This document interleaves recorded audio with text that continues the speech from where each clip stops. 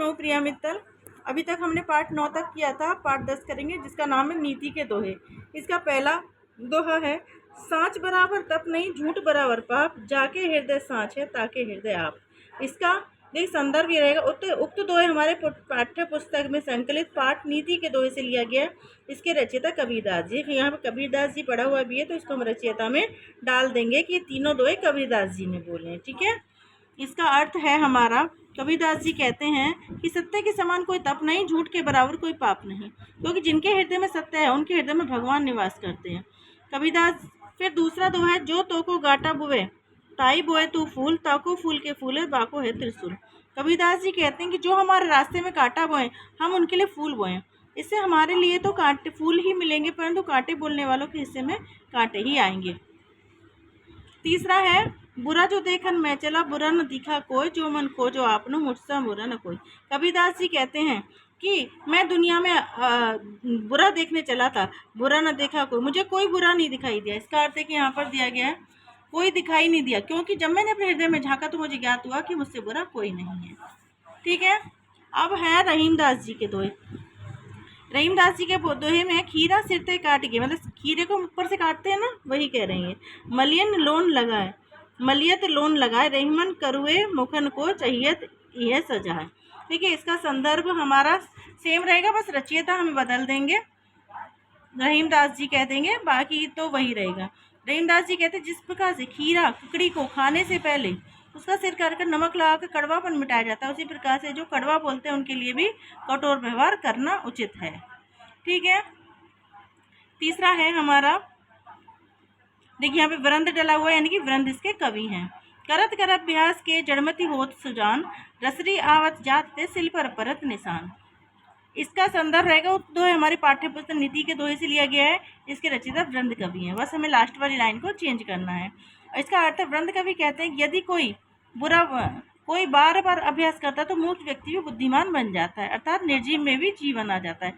जिस प्रकार कुएं में रस्सी डालने पर पत्थर पर भी निशान बन जाता है, उसी प्रकार विद्याधन उद्यम बिना कोई जो पावे कौन, बिना डुलाए ना मिले जो पंख की पौन। इसमें है, वृंद जी कहते हैं जिस प्रकार जैसे पंखे को हिलाए डुलाए बिना पंखे की हवा नहीं मिलती, उसी प्रकार बिना परिश्रम किए विद्याधन की प्राप्ति भी नहीं हो सकती। ठीक है। ये इसका अर्थ रहेगा। अब ये है तुलसीदास जी। तुलसीदास जी ने क्या कहा है, कोयल का को देत है कागा को सो लेत, तुलसी मीठे वचन ते जग मो अपनो कर लेत, उत्तम विद्या लीजिए जतपी नीच पे हो, परयो अपावन ठोर में कुचन तजतना कोय। इसका संदर्भ सेम रहेगा, रचयिता डाल देंगे तुलसीदास जी। ठीक है। अर्थ क्या लिखेंगे इसका, तुलसीदास जी कहती है कोयल किसी को कुछ देती नहीं, कौआ किसी से कुछ लेता नहीं, परंतु कोयल मीठे वचन से सबको अपने वश में कर लेती है। उसी प्रकार मनुष्य भी मधुर वचन बोलकर जग को वश में कर सकते हैं। मीठे वचन वशीकरण मंत्र के समान है। तुलसीदास जी कहती है यदि नीच व्यक्ति, देखिए नीचे वाला उत्तम दे लीजिए जतपी नीच हो, नीच व्यक्ति के पास उत्तम विद्या हो तो उसे ग्रहण कर लेनी चाहिए, जिस प्रकार अपवित्र स्थान में पड़े हुए सोने का कोई त्याग नहीं है। ठीक है। ये तो हमारे हो गए नीति के दोहे के अर्थ। ठीक है। अब है ये शब्द अर्थ कुछ।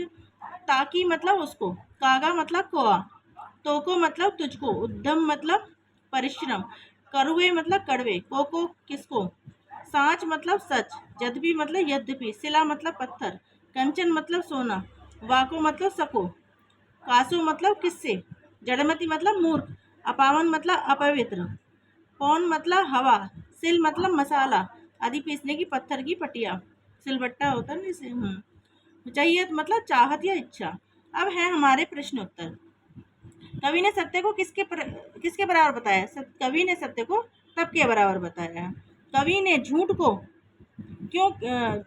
पाप क्यों कहा है, कवि ने झूठ को पाप इसलिए कहा है कि झूठ बोलने वाला व्यक्ति किसी प्रकार के बुरे काम कर सकता है। फिर तीसरा प्रश्न है हमारा, रस्सी सिला पर कैसे निशान बना देती है, तो कुएं में बार बार रस्सी डालने पर रस्सी पत्थर पर निशान बना देती है। ठीक है। अगला प्रश्न है हमारा, कोयल और कोए की बोली में क्या अंतर है। कोयल और कोए की बोली में यह अंतर है कि कोयल की आवाज़ मीठी होती है और कोए की आवाज़ कर्कश यानी कि कठोर होती है। ड़ा है, कवि ने दुर्जनों को दंडित करने के लिए क्या कहा है, क्यों, कवि ने दुर्जनों को कठोरता का व्यवहार करने का उपदेश दिया है दुर्जनों के साथ, इससे उनकी आदतों में सुधार हो सकता है। ठीक है, कविता में जो आई पंक्तियां हैं जो हमने अभी अर्थ किया है उसका आशय बताना है। इस प्रश्न नंबर 3 में जो तो को काटा हुए मतलब बार बार के अभ्यास करने से मूर्ख भी विद्वान बन सकते हैं। सही जोड़े बनाने हैं इसके, तो ये हम बुक से करेंगे। ठीक है, इसके अर्थ हमारे ये रहेंगे, आपको मैं अर्थ बता देती हूँ। जो तो को काटा बोए मतलब जो तुझसे कांटा बोता है, करत करत अभ्यास के मतलब बार बार के अभ्यास करने से। ये कुछ आगे आ रहे हैं कुछ पीछे आ रहे हैं, इस वजह से मैंने हाथ के हाथ सामने सामने अर्थ देख लीजिए आप। ज्यो पंखा की पौन मतलब जैसे पंखा से हवा मिलती है हिला हिलाकर, मुझसा बुरा न कोई मतलब मेरे समान कोई बुरा नहीं है। तुलसी मीठे वचन थे, मीठा बोलने से चारों ओर सभी प्रसन्नता का अनुभव करते हैं। ये हमारे मैचिंग है, इन्हें हम किताब में लगा लेंगे। ठीक है ना।